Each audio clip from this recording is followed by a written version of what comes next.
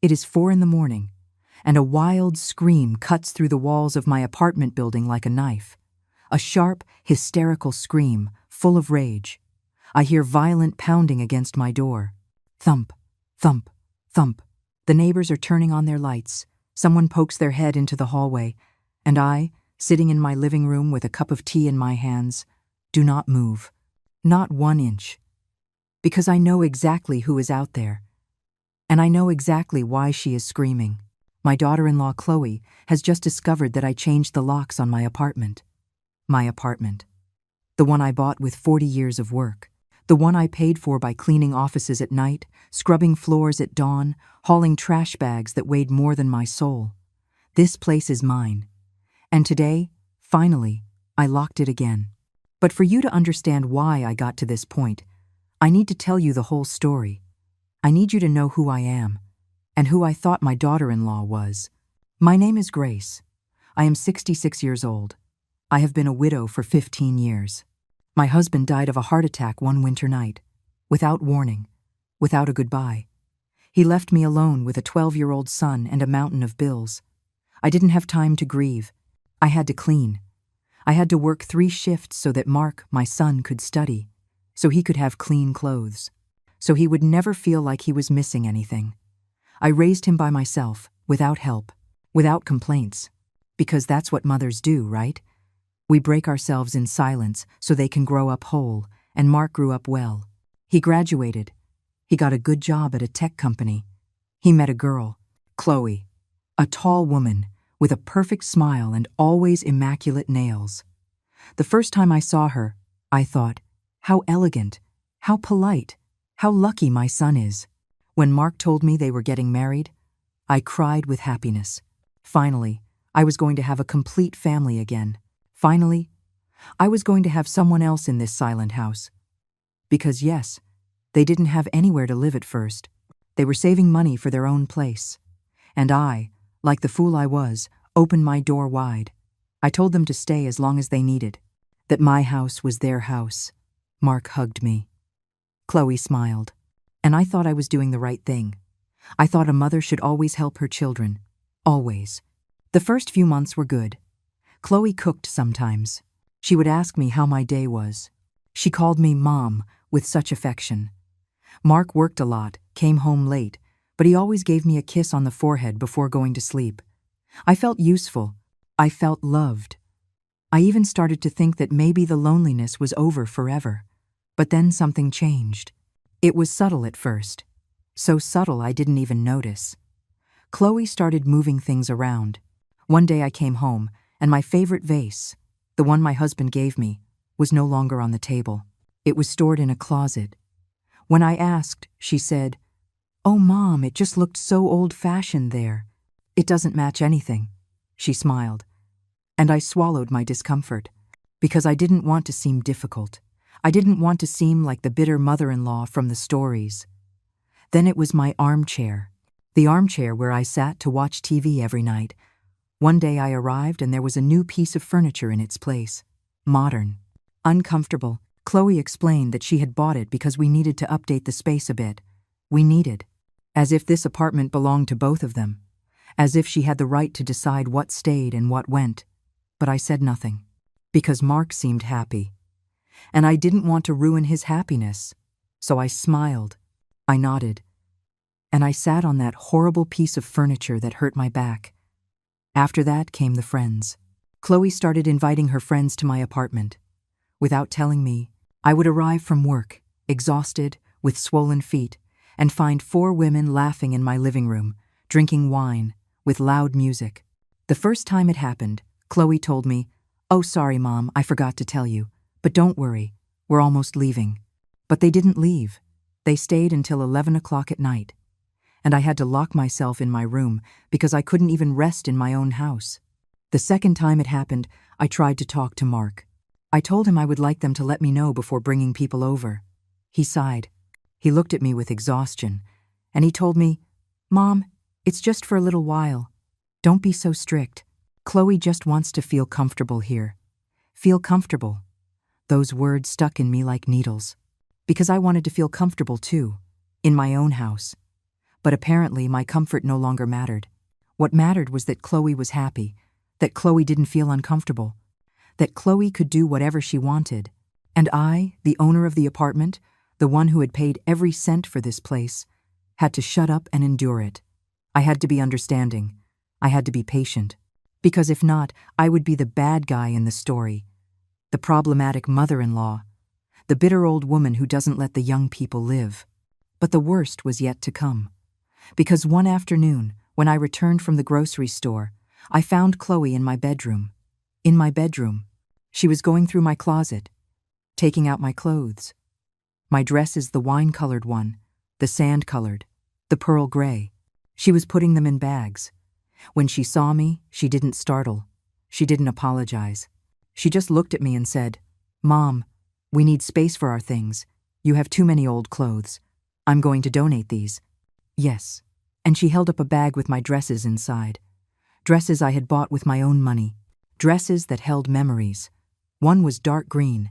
I wore it the day Mark graduated. Another was peach-colored. My husband gave it to me for our anniversary, and she was going to throw them away, as if they were trash, as if my life was trash. Something inside me broke in that moment. But I didn't scream. I didn't cry. I just took the bag from her hands and said, in a calm voice, "Chloe, these are my clothes. And this is my room. Do not come in here again without my permission." She blinked. She looked at me as if I had just insulted her. And then she left the room without saying a word. That night, Mark came home furious. He told me I had made Chloe feel bad, that she was only trying to help, that I was being selfish. Selfish. Me. The one who had opened the doors of my home to them. The one who had given up my privacy, my peace, my space. And now it turned out I was the selfish one. I went to sleep crying that night. And for the first time in a long time, I felt completely alone. That in my own house, I no longer had a voice or a vote. And that this was just the beginning. The weeks passed, and the situation worsened. Chloe no longer asked for permission for anything. She simply did what she wanted. One day I arrived, and she had turned the guest room into her personal dressing room. The entire room, filled with clothes, shoes, bags. She had removed the bed where Evelyn, my neighbor, slept when she came to visit me. She had thrown away the sheets I kept in there. And when I asked her what had happened, she looked at me with those cold eyes and said, "I just needed space for my things, Mom. You understand, right?" No, I didn't understand. But I no longer knew how to defend myself without seeming like the villain. Then the strange people started arriving. Chloe had started an online sales business, and she was using my apartment as a warehouse. Boxes and more boxes stacked in the hallway, in the living room, even in the kitchen. I was tripping over them every time I left my room. And when I complained, Mark told me, "Mom, it's temporary. She's building her future. Can't you support her a little?" Support her. I was already supporting her. I was giving her a roof over her head. But now I also had to put up with my house looking like a depot, with delivery drivers coming in and out at all hours, with strangers ringing my doorbell looking for packages. And the worst part is that Chloe never thanked me. Never. She acted as if all this was her right, as if I owed her something. One night, I arrived tired after cleaning 3 floors of offices. My knees hurt, my back hurt. I just wanted to get home, take a hot bath and go to bed. But when I opened the door, I found music blasting. There was a party in my living room. People I didn't know, drinking, laughing, smoking. The smoke hit my face as soon as I walked in. I froze in the entryway. Chloe was in the center, a glass in her hand, laughing with her friends. When she saw me, she waved her hand as if nothing was wrong. "Oh, Mom, I didn't know you'd be home so early. We're celebrating. I made a lot of sales this week." And she kept laughing. No one greeted me. No one turned down the music. No one put out their cigarette. I felt invisible. In my own house, I was invisible. I locked myself in my room. I cried silently so they wouldn't hear me. And I listened to the party until 3 in the morning. Until they left. Until there was finally silence. The next day when I came out, I found my living room destroyed. Dirty glasses everywhere. Stains on the sofa. A broken bottle on the floor. And Chloe was sleeping peacefully in her room. She didn't clean anything, so I cleaned. As always. Because if I didn't do it, no one would. And because I was already used to cleaning up other people's messes. I had cleaned other people's offices for 40 years. Now I was cleaning up my daughter-in-law's mess in my own home. I tried to talk to Mark again. This time I sought him out at his job. I went all the way to his office. I needed him to listen to me without Chloe being present. I told him everything. I told him I couldn't take it anymore, that I needed my space, that I felt steamrolled in my own house.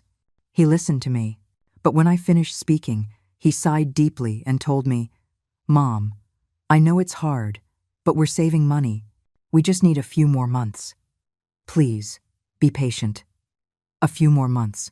They had already been living with me for a year and a half, and every day was worse. But I nodded. Because he was my son. Because I loved him. Because I didn't want to lose him. So I swallowed my pain once more and went home in silence. But then something happened that chilled my blood. One afternoon I came home from the market with heavy bags. I climbed the stairs slowly because the elevator was broken. And when I reached my floor, I heard voices in my apartment. Voices I didn't recognize. I opened the door carefully and froze. Chloe was with a man in a suit, elegant, with a briefcase. And they were walking through my living room as if they were at an exhibition. The man was taking notes, looking at the walls, measuring with his eyes. And then I heard the words that shattered me. This apartment is a good size, excellent location. It could sell easily for around $120,000, maybe more. Chloe nodded, she smiled, and said, "Perfect. You see, my mother-in-law is very old. She's going to need to move somewhere with more care soon. And we need our own space. You know, my mother-in-law is very old. As if I were a burden.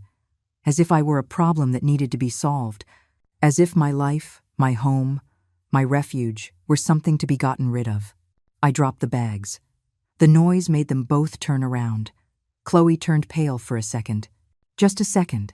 Then she recovered that fake smile and said, "Oh, Mom, you scared me. This is Mr. Davies. He's a real estate agent.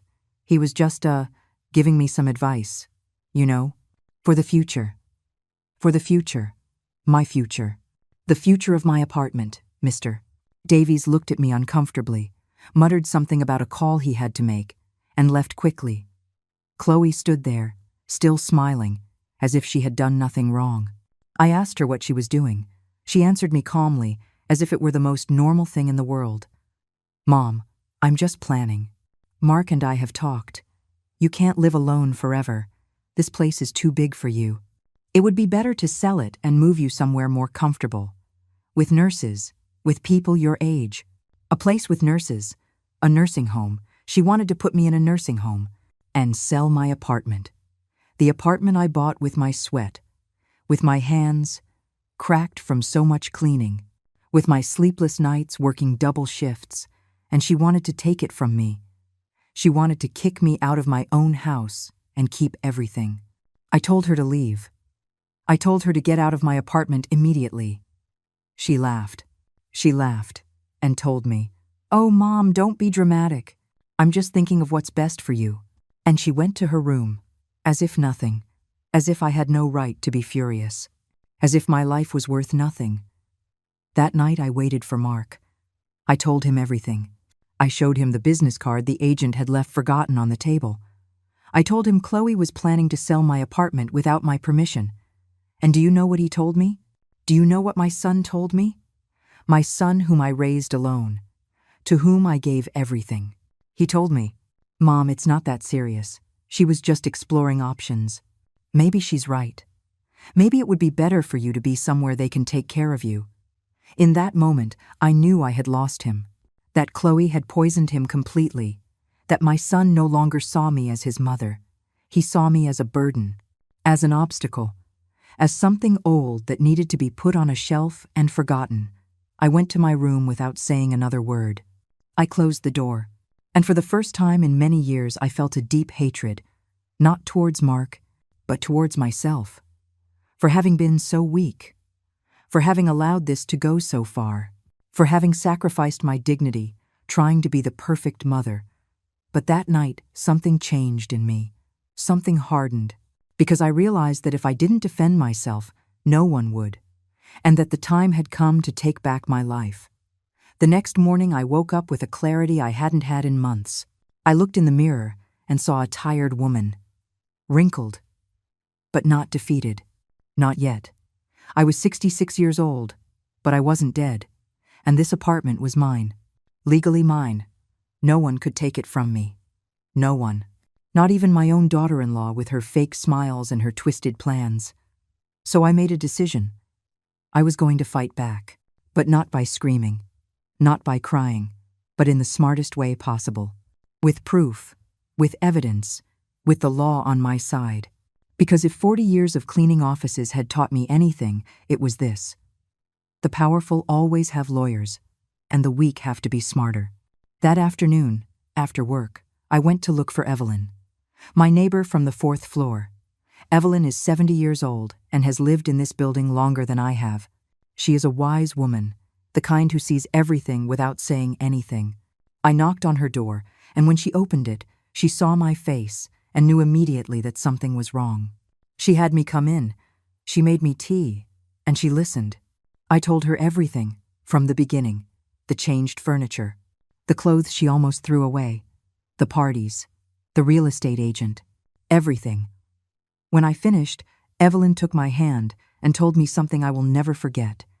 Grace, a mother's love doesn't mean letting yourself be trampled.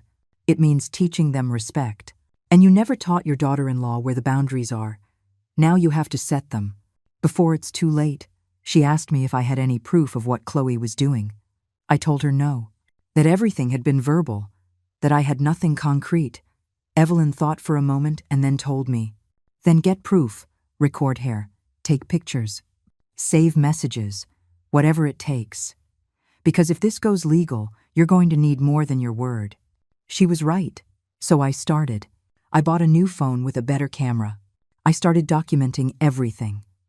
Every box that arrived, every party, everything Chloe moved or changed without my permission. And most importantly, I started recording conversations.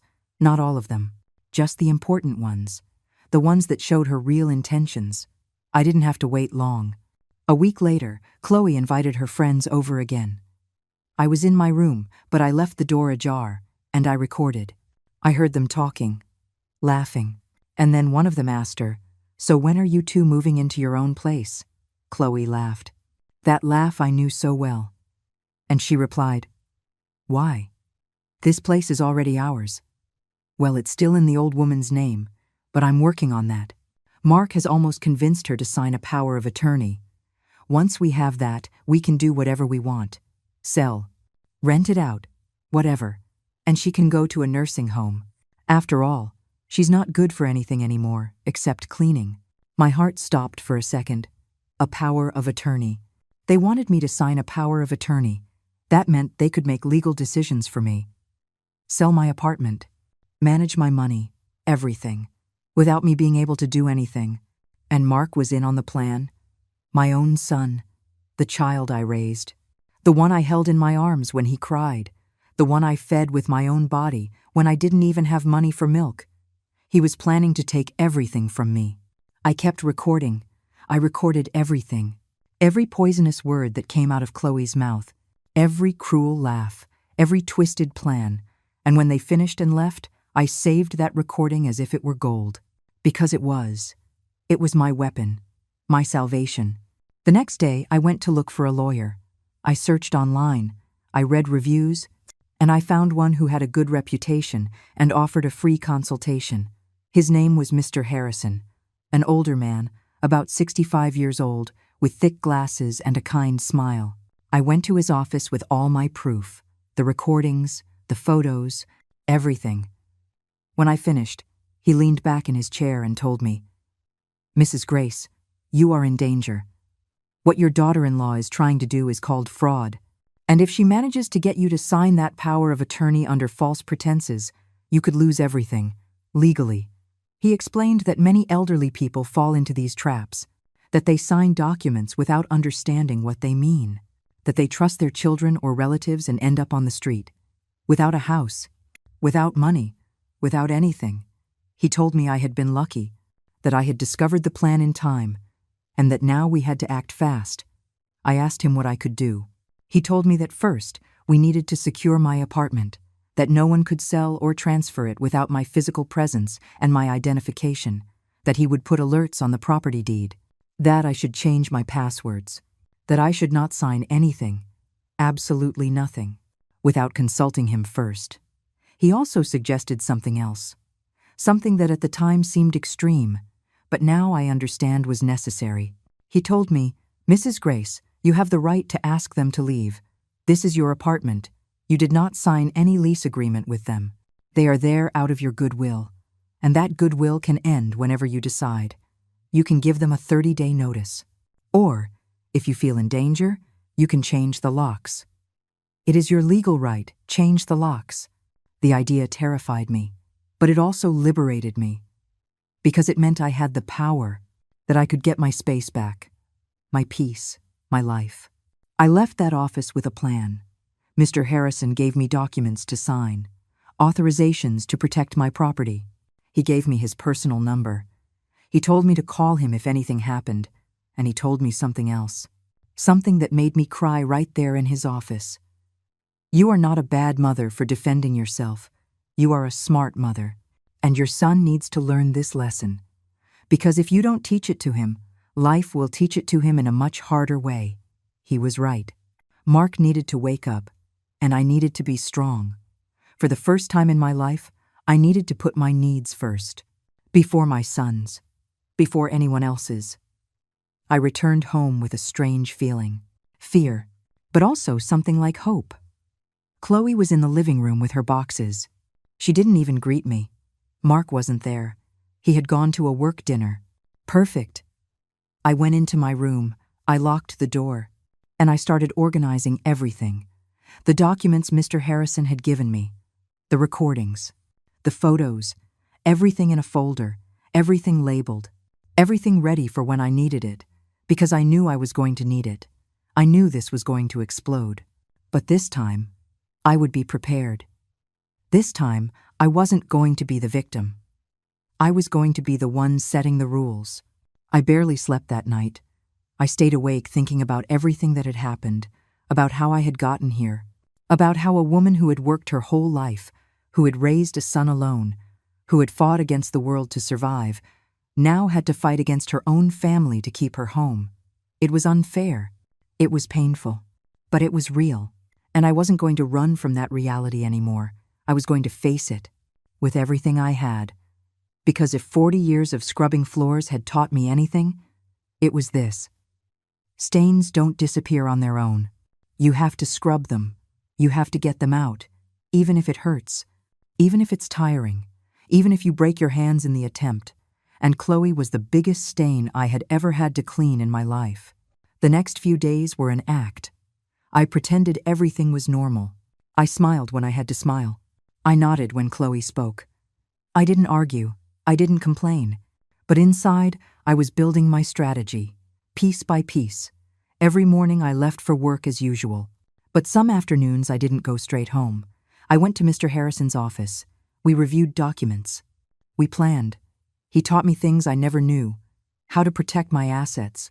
How to prove someone was trying to defraud me. How to use the law in my favor. And most importantly, how not to let myself be emotionally manipulated. Because Chloe was an expert at that. At making me feel guilty. At making me feel like I was the problem. One afternoon, while I was cleaning an office downtown, I received a text from Mark. It said, "Mom, we need to talk. It's important. Tonight." My stomach twisted. I knew what was coming. I knew they were going to ask me to sign something. The famous power of attorney. Mr. Harrison had warned me this would happen, and he had told me exactly what to do. Don't show fear. Don't show anger. Just listen. And then say I needed time to think about it. That I wouldn't sign anything without reading it thoroughly. That it was my right. I took a deep breath. I put my phone away, and I kept cleaning, because cleaning had always calmed me. The repetitive motion, the smell of the soap, the shine of the floor after mopping. It made me feel like I still had control over something. I got home at 7 in the evening. Mark and Chloe were sitting in the living room, serious, as if they were about to give me bad news. I sat down across from them. Mark cleared his throat. He looked at Chloe. She nodded. And then he began. "Mom, we've been thinking a lot about your future, about your well-being. We know you work hard, that you get tired, that you're not as young as you used to be." I said nothing. I just looked at him. He continued. "We've seen some very nice residences, places where there are nurses all day, where you can do activities with people your age, where you don't have to worry about anything, and we think it would be good for you." Chloe chimed in with that syrupy voice I hated so much. "Yes, Mom. It's just that we worry about you. What if you fall and you're alone? What if you get sick? We work all day. We can't take care of you the way you deserve. Take care of me." What an irony. They had never taken care of me. But I stayed quiet. I waited. And then Mark took out some papers. He put them on the table and said, "To make the transition easier, we need you to sign this. It's a power of attorney, so we can handle the sale of the apartment and all the paperwork. That way you don't have to worry about anything legal. We'll take care of everything." There it was. The plan in black and white. They wanted me to sign away my life, my home, my future, everything into their hands. I looked at the papers. Then I looked at them, and with the calmest voice I could muster, I said, "I need to read this carefully and consult with someone. I don't sign anything without fully understanding what it means." Chloe's face changed immediately. Her smile vanished, and she said in a harder tone, "Consult with who? We're your family. Don't you trust us?" There it was. The manipulation, the guilt. But this time, it wasn't going to work. I took a deep breath and said, "It's not a matter of trust. It's a matter of responsibility. These are legal documents. I need to understand them well." Mark got upset. I saw his jaw tighten. "Mom, don't make this difficult. It's just a piece of paper. To help you. To help me. To rob me, you mean." But I didn't say it. I just repeated, "I need time. 1 week. To read it properly." Chloe stood up abruptly. She grabbed the papers angrily and said, "You're unbelievable. We offer you help and you treat us like criminals. You're so ungrateful." And she went to her room, slamming the door. Mark looked at me with disappointment. He said nothing. He just shook his head and went after her. I was left alone in the living room, shaking, but also feeling something strange. Pride, because I hadn't given in. I hadn't signed. I had said no, and that was a power I had forgotten I had. That night I heard Chloe screaming from her room. I didn't understand everything she was saying, but I heard words like stubborn, old, stupid. I heard Mark trying to calm her down. And then I heard something that broke my heart. Chloe said, "If she doesn't sign, we have to get her out another way. We can't keep waiting. This apartment is worth a lot of money, and I'm not going to lose it because of your mother." And Mark said nothing. He didn't defend her. He didn't defend me. There was only silence. And that silence told me everything I needed to know. My son was no longer on my side. Maybe he never really was. Maybe he had only ever been on the side of his own comfort. The next morning I called Mr. Harrison. I told him what had happened. He told me I had done exactly the right thing, that I should not sign anything, ever, and that now we had to speed up the plan.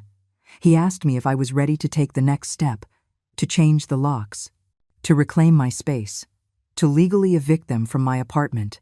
I told him yes, that I was ready, that I couldn't live like this anymore, that I would rather be alone than feel invaded in my own home.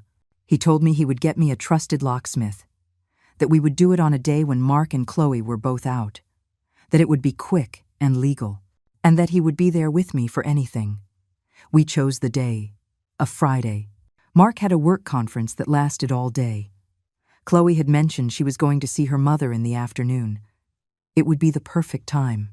Mr. Harrison coordinated everything. The locksmith would arrive at 2 in the afternoon.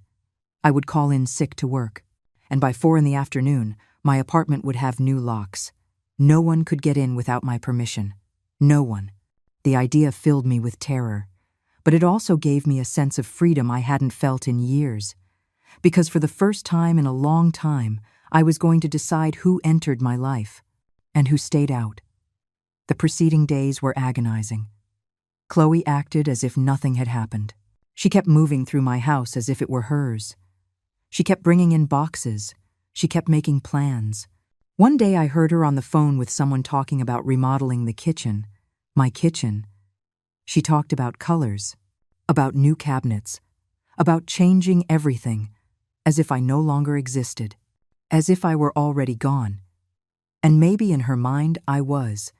Maybe she had already erased me, but I was still here, and soon she was going to find that out in the worst possible way. Thursday night, I could hardly sleep. I stayed awake staring at the ceiling, thinking about everything that was going to happen, about how they would react, about whether Mark would ever forgive me, about whether I was doing the right thing. But then I remembered Evelyn's words. A mother's love doesn't mean letting yourself be trampled, and I remembered Mr. Harrison's words. You are not a bad mother for defending yourself. And I remembered something more important. I remembered the woman I was before all this. The woman who worked 3 shifts. The one who raised a son alone. The one who fought the world without giving up. That woman was still inside me. She had just been asleep, waiting for the moment to wake up. And tomorrow she was going to wake up roaring. Friday arrived. I got up early, earlier than usual. I made coffee. I drank it, looking out the window. The sun was just rising. Everything was quiet, peaceful. It was ironic, because in a few hours everything was going to explode. Mark left at 7. He gave me a kiss on the forehead, as always. He didn't know it would be the last kiss he would give me in a long time. Chloe left at 9. She didn't even say goodbye. She just grabbed her bag and left. I heard the door close. I heard her footsteps fading down the hall. And then I breathed. For the first time in months, I took a deep breath without feeling like someone was watching me, without feeling like someone was judging every move I made. I called work. I told them I was sick, that I couldn't come in. It sounded believable because my voice was trembling. But it wasn't from sickness. It was from fear, from nerves, from anticipation. Then I called Mr. Harrison. I told him they were gone, that the coast was clear. He told me the locksmith would arrive in an hour, that I should prepare, that I should take anything of value I had in shared spaces, that I should put it safely in my room, just in case. I obeyed. I went through my house gathering my things. My husband's vase, the family photos that were still on the walls, my box of memories that I kept in a living room closet. I put everything in my bedroom, and with every object I saved, I felt as if I were saving pieces of my soul. At 2 o'clock sharp, the doorbell rang. It was the locksmith, a young man, polite. He showed me his identification. I explained the situation briefly. He nodded. He told me he had seen cases like this before, that I shouldn't worry, that in half an hour everything would be ready. He started to work. I sat on the sofa, watching him, listening to the metallic sounds of the tools, the drill, the new pieces fitting into place. Every sound was a release. Every new piece was a shield, a barrier, a way of saying, this is mine, and no one else is getting in without my permission. 30 minutes later, he handed me 2 sets of new keys. He explained how they worked. He assured me that no one with the old keys could open the door. He wished me luck, and he left. I stood in front of the door, with the new keys in my hand, shiny, heavy, powerful. I clutched them to my chest, and I cried. I cried with relief. I cried with fear. I cried with guilt. But most of all, I cried with freedom. Because for the first time in a long time, I felt like my house was mine again, that I was the owner of my life again. I dried my tears, took a deep breath, and then I started to prepare for what was coming. Because I knew that when Chloe arrived and saw she couldn't get in, she was going to cause a scene. A monumental scene, and I had to be ready. Mr. Harrison arrived at 4. He knocked with the code we had agreed upon. 3 knocks. Pause. 2 knocks. I opened. He came in with his briefcase. He asked me how I felt. I told him the truth. Terrified but firm. He smiled. He told me that was normal, That the important thing was not to doubt now. That this was legal. That it was my right. He handed me an envelope. Inside was a letter. A letter he had drafted. It was a formal notification. It said that Mark and Chloe had 30 days to vacate the apartment. That any attempt to enter without my permission would be considered trespassing. That I could call the police if necessary. He told me that when they arrived and couldn't get in, I should give them that letter. Under the door, without opening it, without arguing, just the letter and silence. He explained that they would probably try to manipulate me, that they would scream, that they would cry, that Mark would say painful things to me, that Chloe would call me a monster, but that I must not open that door, that I must not give in, that if I gave in, it would all have been in vain. He made me promise I wouldn't open it. I promised him, even though my heart was already breaking just thinking about Mark's face when he saw he couldn't get in. Mr. Harrison stayed with me until 6. We drank tea. We talked about unimportant things. I think he was doing it to distract me, to calm my nerves. And it worked a little. At 6, he left. He gave me his number again. He told me to call him if anything happened. Anything. And he left me alone. Alone with my new keys. Alone with my decision. Alone with my fear. The hours passed slowly. So slowly. I sat in my living room, now silent. No boxes. No strangers. No loud music. Just me. And the silence. A beautiful silence. A silence I had forgotten the sound of. I turned on the television. I watched the news. But I wasn't paying attention. My mind was on the door, waiting, knowing that at any moment, it was all going to explode. And then, at 11 at night, I heard the elevator. I heard footsteps. I heard voices. Mark and Chloe.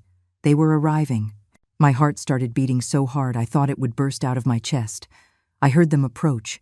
I heard the key enter the lock. And then I heard the sound that would change everything. The sound of a key that doesn't work. That turns but doesn't open. That gets stuck. That doesn't fit. There was silence. Then I heard Chloe say, "What's wrong? Why won't it open?"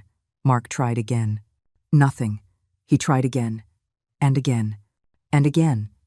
And then I heard his voice, confused, worried. "It's not working. The key isn't working." Chloe tried her key. Nothing either. And that's when it started. First, it was confusion. Then, it was panic. And finally, it was fury. Chloe started banging on the door. "Mom, open the door. The key isn't working. Open up." I didn't move. I stayed seated on my sofa, with the envelope in my hands, breathing. Just breathing. The pounding got louder, more desperate. "Grace, open this door right now." "What did you do? Did you change the locks? Are you crazy?" Mark started pounding too. "Mom, open up. What's going on? Mom, please." His voice broke me. It split me in two. But I didn't get up. I didn't go to the door. I stayed there, firm, remembering everything that had happened, everything they had done to me, everything they had planned to do to me. And then Chloe lost control completely. She started screaming like she had never screamed before. "Open this damn door. This is my house.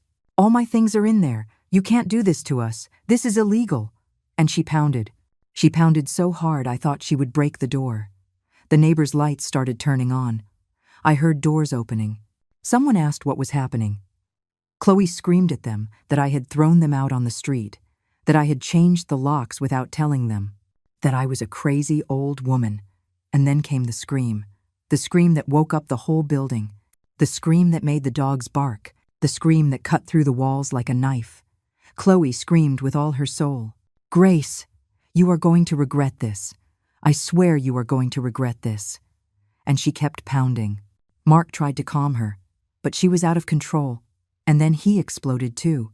He started shouting, "Mom, how could you? Who gave you permission? Open this door now. You can't do this to us. I'm your son." And those words hurt me more than anything else. Because he was right. He was my son. The son I raised. The son I loved. And now he was on the other side of the door screaming at me as if I were his enemy. I stood up. I walked to the door, with the envelope in my hand. And I slid it underneath. In silence, the envelope appeared on the other side of the door. There was a brief silence. I heard someone pick it up. Then I heard the sound of paper tearing open, and then I heard Mark's voice reading aloud. First in silence, then in a low voice, and finally aloud so Chloe could hear. Eviction notice. You have 30 days to remove your belongings. Any unauthorized attempt to enter will be reported to the authorities. Signed, Grace Herrera. Chloe exploded again, but this time it wasn't just fury. It was hysteria. It was panic, because she had just realized that she had lost, that her plan had failed, that I was not the foolish old woman she thought I was. This can't be real. This isn't legal. You can't just kick us out like this. We live here. We have rights. She screamed, her voice breaking. She hit the door, but no longer with force. Now, they were desperate hits, from someone who knows they've lost. Mark tried to speak. His voice was different, softer, more broken. Mom, please, let's talk. Open the door. We can solve this. It doesn't have to be this way. But I didn't answer. I stayed on the other side, with my back against the door, feeling every blow as if it were against my own heart. But I didn't give in. I didn't open, because if I opened it at that moment, everything would have been in vain. All the pain, all the fear, all the courage I had gathered to get here, it would have been lost in a second of weakness. I heard Evelyn come out of her apartment. Her voice was calm but firm. It's midnight. You are waking up the entire building. If you don't quiet down, I'm going to call the police. Chloe turned on her. This isn't your problem, you nosy old woman. Mind your own business. But Evelyn didn't flinch. My business is being able to sleep in peace. And you are disturbing the peace. You have two options. You quiet down, or I call the police. You decide. Mark intervened. Mrs. Evelyn, please. It's a misunderstanding. My mother locked us out. We need to get in. Evelyn looked at him, and with a voice I had never heard from her, she said, Mark, I've known your mother since she moved into this building. She is a good woman. And if she locked you out, it's because she had her reasons. Good reasons. Now, please leave, or I'm making the call. There was more silence. And then I heard Chloe's footsteps moving away, going down the stairs. She didn't wait for the elevator. She just ran down, like a wounded animal. Mark stayed a moment longer. I heard him breathing on the other side of the door. Heavy, tired, defeated. And then he spoke. But this time he didn't shout. He spoke low. So low I had to get close to the door to hear him. Mom, I don't understand why you did this. I thought you loved me. I thought I could always count on you. But I guess I was wrong. And then he left. I heard his footsteps moving away too. Slow, heavy. And when the silence finally came, I collapsed. I fell to the floor, with my back against the door. And I cried. I cried, as I hadn't cried in years, because I had just lost my son. Or maybe I had just realized that I had lost him a long time ago. I don't know how long I was there, on the floor, crying, but at some point I heard a soft knock on my door. Evelyn's code. 3 knocks. Pause. 2 knocks. I got up. I dried my face. I opened. She came in without a word. She hugged me, and I cried again. But this time in the arms of someone who understood me, someone who knew how hard this had been. We sat on the sofa. Evelyn made me tea, as she always did, and when I could finally speak, I said, "Did I do the right thing?" She took my hand. She looked me in the eyes and said, "Grace, you did the only thing you could do. Defend yourself. That is never wrong. Never." She told me she had heard everything, that the other neighbors had too, that everyone knew what Chloe had been doing, that they had seen her coming and going with boxes, with strange people, that they had heard the parties, the shouting, that everyone knew but no one knew how to help me, and that now everyone was on my side, that if I needed witnesses for anything legal, she would be the first to testify. Those words gave me a strength I didn't know I needed, because I realized I wasn't alone, that there were people who saw me, who supported me, who understood my pain. Evelyn stayed with me until 2 in the morning.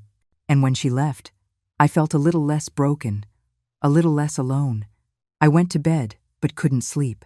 I stayed awake staring at the ceiling, thinking about Mark, about his face when he was a child, about how he would hug me when he was scared, about how he used to tell me I was the best mom in the world. Where had that boy gone? When had he become the man shouting at me from the other side of the door? When had he stopped seeing me as his mother and started seeing me as an obstacle? I had no answers. I only had questions and pain. A lot of pain. But I also had something else. I had my house back. I had my peace. I had my dignity. And that had to be enough. For now, the following days were strange. The house was silent. An absolute silence. There was no music, no shouting, no boxes, no strange people, just me.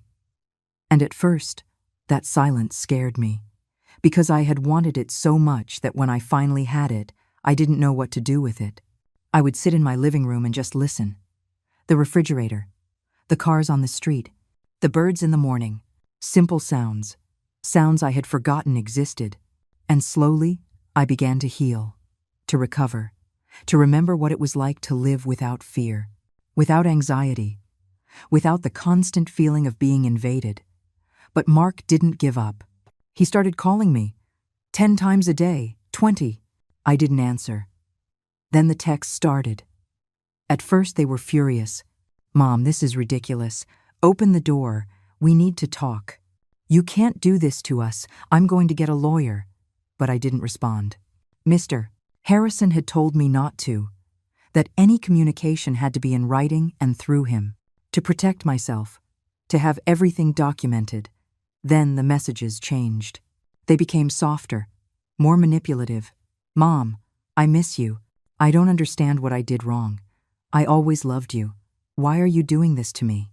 And those messages hurt more, because they touched the deepest wound, the guilt, that mother's guilt that never goes away, that voice that tells you that maybe you are the bad one, maybe you overreacted, maybe you should forgive.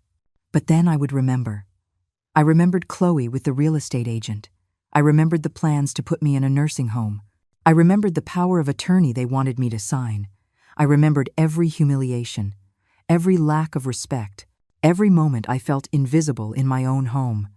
And the guilt would fade, because what I did wasn't cruelty. It was survival. It was self-love. It was justice. One afternoon, while cleaning my house, I found something under the sofa. A toy, a small car. From when Mark was a child, I picked it up. I cleaned it. And I sat with it in my hands. I remembered when I gave it to him. He was 5 years old. He was so happy. He played with that car for years. And now here it was, forgotten, under a sofa, like our relationship. Forgotten, buried, broken. I cried again. But this time it was different. I didn't cry for what I did. I cried for what I lost. Because the truth is, I didn't lose my son when I changed the locks. I lost him long before that. I lost him when he stopped listening to me, when he chose Chloe over me in every argument, when he stopped seeing me as a person with feelings and started seeing me as someone he could take advantage of. Changing the locks only made a loss that had already occurred visible, and accepting that was the most painful part of all. I put the car away. I put it in my box of memories, along with the photos, along with the old letters, along with everything that was left of the boy I raised, because the man he became was no longer mine. And maybe he never really was. A week passed. Then, too, Mark's messages became less frequent, the calls too. And one day, they just stopped. Total silence. And I don't know if that gave me relief or broke me more, because it meant he had given up, that he had chosen Chloe, that he had chosen resentment, and that I would have to learn to live with that choice. But it also meant I was free, that I could start over, that I could rebuild my life without fear, without invasion, without manipulation. And although it hurt, although I woke up at night with a tight chest, I knew I had done the right thing. Because sometimes loving means letting go, and sometimes surviving means closing doors, even if they are the doors to your own son. 3 weeks after changing the locks, I received a call from Mr. Harrison. He told me that Mark had contacted a lawyer, that they were trying to prove I had no right to kick them out, that they had lived there for over a year, and that gave them tenants' rights. My heart sped up. I asked him if they could win. Mr. Harrison laughed. A soft but confident laugh. He told me no, that they never paid rent, that there was no contract, that they lived there out of my goodwill, and that goodwill had ended, that any judge would be on my side, especially with the proof we had. The recordings, the photos, the testimonies. He told me not to worry, that he would handle everything, and that I would probably receive a letter from Mark's lawyer in a few days, that I should not respond, that I should send it to him directly, and so I did. The letter arrived 4 days later. It was long, full of legal words I barely understood. But the message was clear. Mark was accusing me of emotional abandonment, of cruelty, of throwing them out on the street without justification. He said he had taken care of me for years, that he had supported me, that I was acting irrationally due to my advanced age, that I probably needed psychiatric help. Every word was a knife, because my own son was using my age as a weapon. He was telling a judge that I was senile, that I didn't know what I was doing, that I needed someone else to make decisions for me. It was exactly what Chloe had planned from the beginning, and now Mark was executing it. I sent the letter to Mr. Harrison. He read it, and he called me 2 hours later. He was angry. I could hear it in his voice. He told me that letter was an insult, that it was pure manipulation, but that it was also a blessing, because now we had written proof of their intentions, of how they saw me, of how they planned to declare me incompetent to take my property.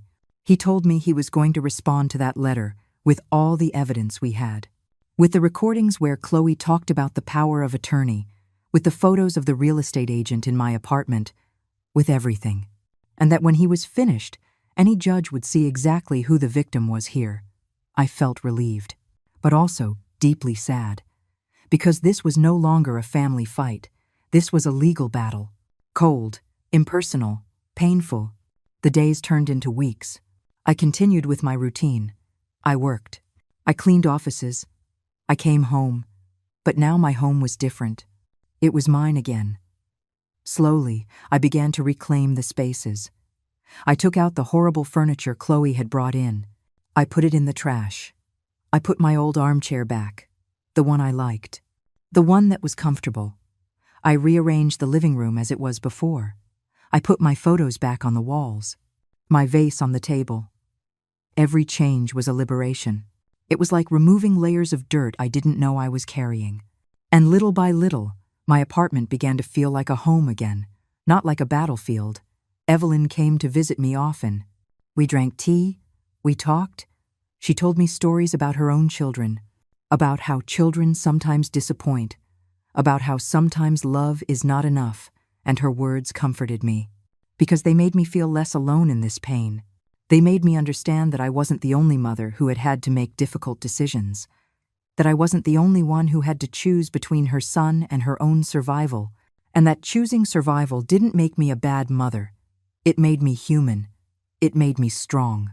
It made me brave. One day, while I was cleaning an office, I found a magazine. It was open to an article about family abuse. It talked about how many elderly people suffer abuse from their own children. Economic abuse, emotional abuse, psychological abuse. And I read every word as if they were talking about me, about my situation, about what I had lived through. And I realized something important. I did not exaggerate. I was not cruel. I was a victim who found the strength to fight back. And that was something I should be proud of, not ashamed. I saved that article. I took it home, and I put it in my folder of documents, not to show it to anyone, just to remind myself on the difficult days that what I lived through was real, that I didn't imagine it, that I wasn't crazy. The first month passed, then the second. And then Mr. Harrison called me with news. Mark's lawyer had withdrawn the case. They were not going to continue with the lawsuit. When I asked why, Mr. Harrison explained that they probably saw the evidence he sent, and they realized they had no case. That any judge would see the recordings and understand exactly what was happening, that fighting this would only make them look worse, and that Chloe had probably decided it was better to cut her losses and move on. I felt relieved, but also empty, because this meant that Mark had chosen. He had chosen not to fight for our relationship. He had chosen to give up. He had chosen Chloe over me once again. And even though it was what I expected, it hurt to confirm it. Mr. Harrison also told me something else. He said that during the legal process, he had done a little more research, and he had discovered that Chloe had a history, that she had done something similar with her previous family. With her first partner, she had tried to take properties that weren't hers. She had manipulated. She had lied. And when she was discovered, she simply left and found another victim. Mark was just another victim, and I had been the obstacle she needed to remove. Hearing that gave me a mix of emotions. On one hand, it confirmed that I wasn't crazy, that my instincts were correct, but on the other hand, it meant my son had been manipulated, deceived, used, and that hurt in a different way, because it meant that maybe he was a victim too, but a victim who chose not to see the truth. I tried to contact him once. After learning all this, I sent him a message. Simple, direct. Mark, I need you to know something important about Chloe. Please call me. I waited. 1 day, 2 days, a week. He never responded. And that's when I understood that he had already made his decision, that he had chosen to believe her, that he had chosen to see me as the villain, and that there was nothing I could do to change that. The truth didn't matter. The facts didn't matter, because love is blind. And sometimes love makes us choose the wrong people and defend the indefensible. Mark had chosen his path, and I had to accept it, even if it tore me apart inside. The months passed. Winter arrived, and with it came a strange peace, a peace I hadn't felt in years. I woke up without anxiety, without fear of finding someone in my space, without fear that something else in my life would be taken without my permission. My apartment smelled different now. It smelled like coffee in the mornings, soup in the afternoons. Clean. Mine. I started doing things I had stopped doing. I planted flowers on my balcony. I bought new cushions for the sofa. I painted one wall of my room a soft peach color that I had always liked. Small changes, small ways of reclaiming my space, my life, my identity. Evelyn introduced me to a group of women from the building. We met on Thursdays. We played cards. We drank tea. We talked. And I realized that many of them had similar stories. Children who didn't call, complicated families, disappointments. But they also had laughter. They had friendship. They had life. And they taught me something important. That family isn't always blood. Sometimes family is in who chooses to stay, who chooses to see you, who chooses to care for you. And these women had become my family, my support network, my refuge. One night, while watching television, I saw a news story. An elderly woman had been scammed by her own daughter. They had taken her house, her savings, everything, and they had left her on the street. The woman cried in the interview. She said she never thought her daughter would do that to her, that she trusted, that she loved, and that she lost everything. And as I watched her cry, I realized something. I could have been her, if I hadn't acted, if I hadn't changed those locks. If I had signed that power of attorney, I would be on the street right now, homeless, with nothing. And Mark and Chloe would be living in my apartment, enjoying what I built, without remorse, without guilt. And that realization removed the last trace of guilt that remained, because I understood that I didn't just save my apartment, I saved my life. 6 months after changing the locks, my life had found a new rhythm. I woke up early.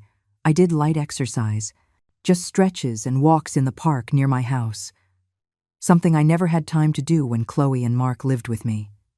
I ate breakfast in peace. I read the newspaper. Small things, simple things, but they filled me in a way I hadn't experienced in years. I worked my shifts. I came home, and my house welcomed me with silence, a silence that no longer scared me, a silence that had become my best companion, because in that silence, I could hear myself. I could think. I could heal. Evelyn organized a small dinner at her apartment. She invited the women from the Thursday group. And me. It was beautiful. Homemade food. Laughter. Stories. And at one point in the evening, Evelyn raised her glass and said, "I want to toast to Grace for her courage, for teaching us that it's never too late to defend ourselves, for reminding us that self-love is not selfishness, it's survival."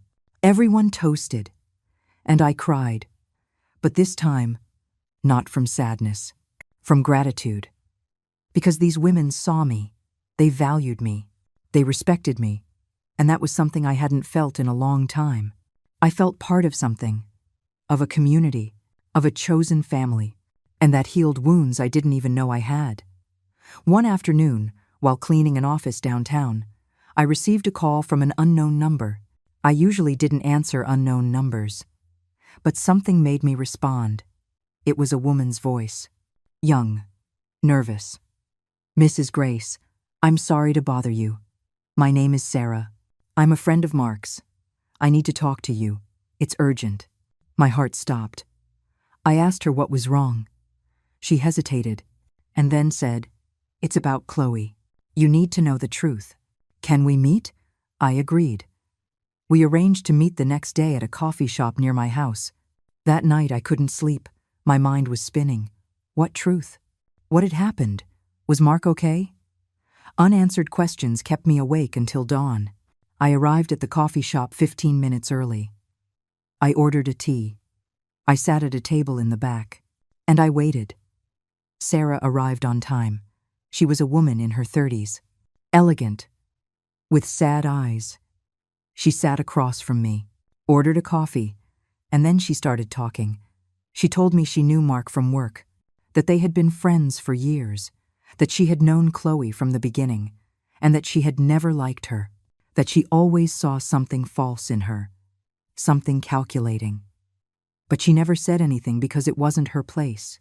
She told me that after Mark and Chloe left my apartment, things had gotten worse, that they had rented a small place, that Mark was working double to pay the rent, that Chloe continued with her business but spent everything on clothes and luxuries, that they fought constantly.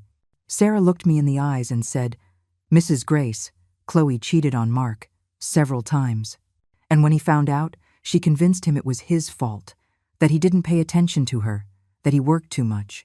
Mark forgave her, because he's trapped, because she manipulates him.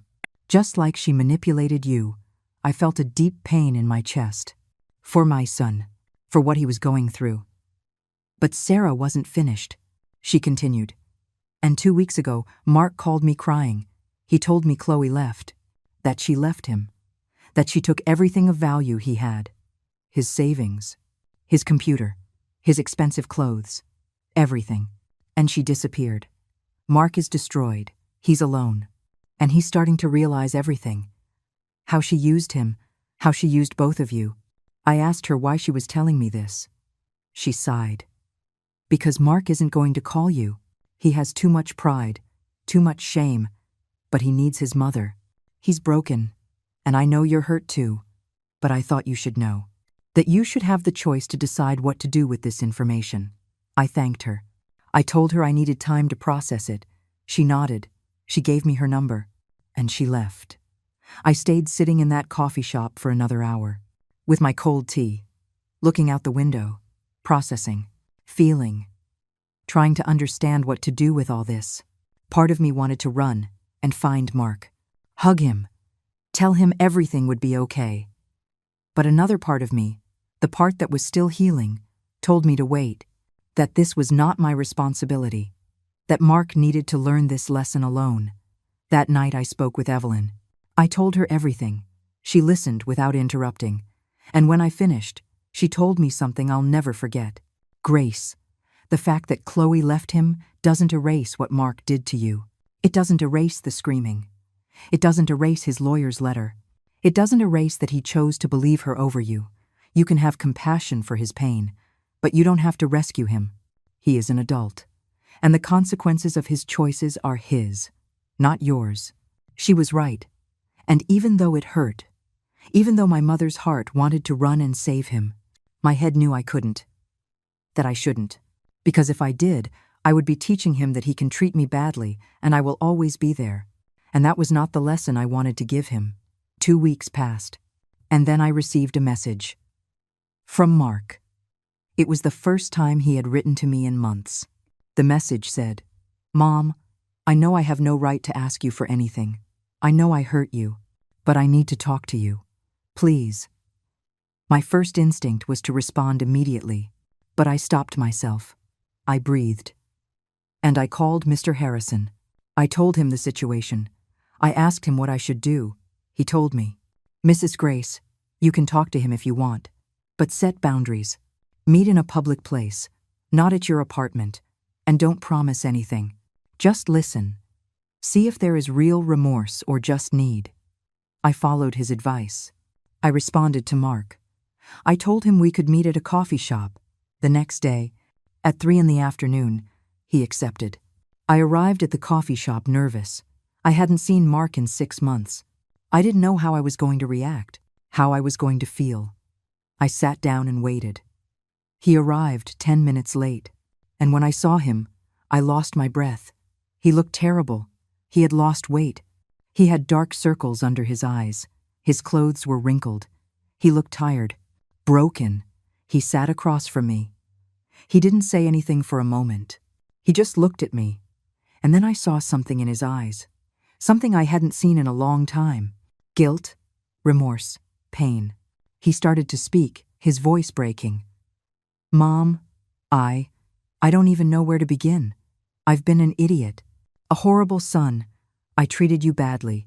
I accused you of terrible things, and all because I was blind, because I didn't want to see the truth about Chloe." He kept talking.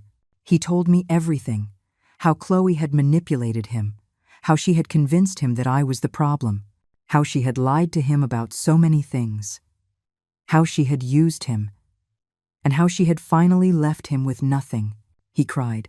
My adult son cried in front of me like he did when he was a child, and my heart broke. But I didn't move. I didn't hug him.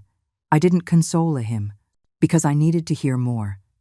I needed to know if he really understood what he had done to me, or if he was just looking for comfort because Chloe had left him.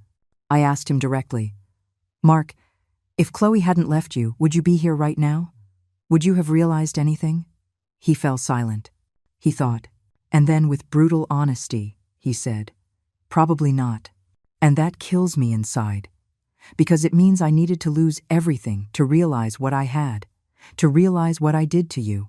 That honesty hurt me, but it also gave me hope, because it meant he was being real. He wasn't trying to manipulate me. He was truly facing his mistakes. I asked him what he expected from me, what he wanted. He took a deep breath and said, "I don't expect you to forgive me. I don't expect you to take me back. I just needed to tell you I'm sorry, that you were right about everything, that I should have listened to you, that I should have defended you, and that losing your trust is the highest price I've ever paid in my life. Higher than losing Chloe, higher than losing the money. Losing you was the worst, and it was my fault." His words reached me deep down, because they were the words I had needed to hear. Not excuses, not justifications, just responsibility, just truth. I told him I appreciated his honesty, that I appreciated his apology, but that I couldn't just forget everything that happened, that I needed time, that I needed to see actions, not just words, that I needed to rebuild the trust that was broken, and that it wouldn't happen overnight. He nodded. He told me he understood, that he wouldn't ask for more than I was willing to give, that he would respect my timeline, that if one day I could forgive him, it would be a gift he didn't deserve. We sat in silence for a moment, and then I asked him, "Are you okay? Do you have a place to live?" He nodded. He told me he was renting a small room, that he was working hard to recover, that he was in therapy, that he was trying to understand how he had gotten so far, how he had lost so much of himself. We said goodbye at the coffee shop. There was no hug, no promises, just a silent understanding that this was just the beginning of something new, or maybe the definitive end. I didn't know yet, and it was okay not to know. I went home with mixed feelings. Relief at having heard a real apology, sadness for all that had been lost, and caution. A lot of caution. Because words are easy, actions are what count, and I needed to see if Mark had really changed, or if he was just hurt and vulnerable. Time would tell, and I had all the time in the world, because now my time was mine. My life was mine, and no one would take it from me again. The weeks passed. Mark would send me messages from time to time, never asking for anything, just sharing how he was, that he had finished a project at work, that he had gone to the park we used to visit when he was a kid, that he was reading a book I had recommended to him years ago. Small messages, small windows into his life. I would respond, briefly, kindly but with distance. Because I was still protecting my peace, I was still healing, and I wasn't going to rush that process for anyone, not even for my own son. Evelyn asked me once if I was going to forgive him. I told her I didn't know. That forgiveness wasn't a switch I could turn on and off, that it was a process, long, painful, complicated, and that maybe it would never fully arrive, and that was okay, that I could live with that uncertainty. 3 months after our meeting at the coffee shop, Mark asked to see me again. This time, he had something to show me. I agreed. We met at the same place. He arrived with a box. A cardboard box full of things. He put it on the table, and he started taking out objects. My vase. The one Chloe had stored in the closet. Family photos that had disappeared. My old sheets. The blanket my husband gave me. Things I thought I had lost forever. I asked him how he had them. He explained that when Chloe left, she had left several boxes behind. Boxes with things she had taken from my apartment without my permission. Things she planned to sell or throw away. Mark had saved them. He had cleaned them. He had protected them. And now he was returning them to me. It's not enough to make up for everything, he said, but I wanted you to have back what was always yours. I took the vase in my hands. I wiped it with my sleeve. And the tears began to fall. Because it wasn't just a vase. It was a piece of my husband, a piece of my history, a piece of me that I thought I had lost. I looked at Mark, and for the first time in months, I saw my son. Not the man who had screamed at me, not the man who had chosen Chloe over me, but the boy I raised, the boy who loved me, the boy who was still in there somewhere, under all the pain and mistakes. I thanked him, my voice breaking, and for the first time since changing the locks, I felt that maybe there was hope. Maybe not all was lost. Maybe we could rebuild something, different from what we had before, stronger, more honest, more real. Mark started visiting me once a month, always in public places, never at my apartment. I still wasn't ready for that, and he respected it. We talked about simple things. Work, the weather, movies. We never forced deep conversations. We just let the relationship rebuild itself naturally, slowly, like a plant that had been ripped out by the roots and was now trying to grow again. It was fragile, it was delicate, but it was real, and that was enough for now. Evelyn told me she was proud of me, that I was handling the situation with wisdom, that I wasn't giving in too quickly, but I wasn't closing the door completely either, that I was finding a balance. And she was right. I was learning something new, that a mother's love doesn't mean sacrificing everything. It means setting healthy boundaries. It means teaching respect. It means taking care of myself so I can care for others. 1 year after changing the locks, something extraordinary happened. Mark invited me to dinner, to a nice restaurant. I arrived nervous. I didn't know what to expect. He was already seated when I arrived. He looked different, better, healthier, more at peace. We sat down. We ordered food, and then he took something out of his pocket. It was a key, a simple key. He handed it to me. I asked him what it was. He smiled sadly and said, "It's the key to my new apartment, a place I paid for myself, with my job, without anyone's help. I want you to have it, not because I expect you to come, but because I want you to know that there's always a place for you in my life. When you're ready, if you're ever ready." I took the key. I looked at it, and I felt something strange. Pride. Pride in my son. In his growth. In his effort. In his independence. I told him I was proud of him, that I could see how much he had changed, how much he had worked on himself. And then I did something I hadn't done in a year. I hugged him. It was a short hug, timid, but real. And when we pulled apart, I saw tears in his eyes. "Thank you for not giving up on me," he said. "Thank you for teaching me the hardest, but most important, lesson of my life." I told him that children don't come with an instruction manual, that we had both made mistakes, that we had both learned, and that this wasn't a perfect happy ending. It was simply a new beginning, a more honest one, a healthier one where we both knew our boundaries and respected them. In the following months, our relationship continued to improve. Slowly but steadily, Mark invited me to his apartment. I went. It was small but clean, organized. His. There was no trace of Chloe, no trace of the past. Just a man building his life from scratch. He cooked for me. A simple meal, pasta with tomato sauce. The same kind I used to make him when he was a child. And as we ate, we talked about things we had never talked about his fears, about his regrets, about how Chloe had filled a void he didn't even know he had, and about how losing me almost destroyed him. I told him about my process, about the fear I felt, about the loneliness after changing the locks, about the nights spent crying, wondering if I had done the right thing, about Evelyn and the women in the building who became my family. Mark asked me if he could ever come back to my apartment. I told him I didn't know, that this space was still my sanctuary, my refuge, and that I needed to keep it that way for now. He understood. He didn't push. He just said that when I was ready, he would be there, and that in the meantime he would keep showing me with actions that he had changed, that he was trustworthy again, that he deserved a second chance, not with words, with deeds. That night when I returned home, I sat in my living room, in my old armchair, looking at my apartment, the walls I had reclaimed, the space I had defended, and I felt something I hadn't felt in a long time, complete peace, because I had won. I hadn't won a war against my son. I had won a war for myself, for my dignity, for my right to exist in my own space without fear.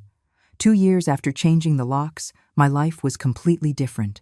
I still worked, but fewer hours. I had saved enough to reduce my shifts. I spent more time with Evelyn and the women from the building. I had adopted a cat, an old cat that nobody wanted from the shelter. His name was Rusty, and he sat with me every night on the sofa. Mark and I saw each other every 2 weeks, sometimes at restaurants, sometimes at his apartment. And finally, one day, I invited him to mine. It was strange having him back there, but this time it was different. This time he was my guest. Not someone who lived there, not someone who made decisions about my space. Just a guest, who respected my rules, who valued being there, who understood the privilege it was to walk through that door. We drank coffee. We talked. He looked at the photos on the wall, the same photos Chloe had taken down and that were now back. He asked me about the cat. I told him how I had found him, and at one point in the afternoon, as the sun streamed through the window, I realized something. I had forgiven. Not completely, maybe never completely, but enough. Enough to have a relationship, enough to have peace, enough to move forward. Forgiveness hadn't been a moment. It had been 2 years of small steps, of respected boundaries, of actions that demonstrated change, and now I could finally breathe in the same room as my son without feeling resentment. When Mark left that afternoon, I stood in front of my door, the door with the new locks, the locks that had changed everything, and I thought about the woman I was 2 years ago, scared, invaded, lost in her own home, and I compared her to the woman I was now, strong, independent, the owner of her life, and I smiled. Because sometimes, protecting your peace isn't selfishness, it's survival, and changing the locks was just the beginning of taking my life back. I learned that love doesn't mean putting up with everything, that saying no is an act of self-love, that boundaries don't destroy relationships, boundaries protect the relationships that deserve to exist, and that sometimes the greatest lesson you can give your children isn't your sacrifice. It's your dignity. That night, as I was making dinner, Rusty rubbed against my legs. Evelyn knocked on my door to invite me to play cards, and my phone buzzed with a message from Mark that said, "Thank you for today, Mom. I love you." And I realized that this was happiness. Not perfect, not without scars, but real, honest, mine. I closed my eyes. I took a deep breath, and I whispered to myself, sometimes, to get your peace back, it's not the lock that needs to change. It's the people you let in.